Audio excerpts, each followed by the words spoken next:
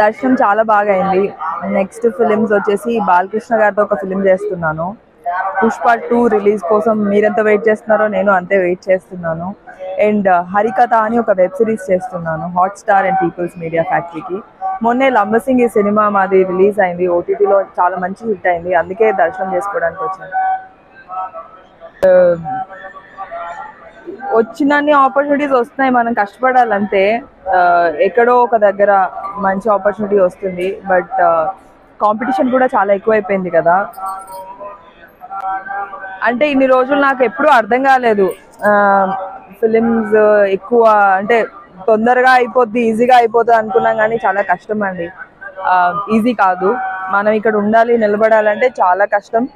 And అంతే work చేయాలి, అంతే హార్డ్ వర్క్ చేయాలి, లక్ కూడా ఉండాలి, దేవుడి బ్లెస్సింగ్స్ కూడా ఉండాలి.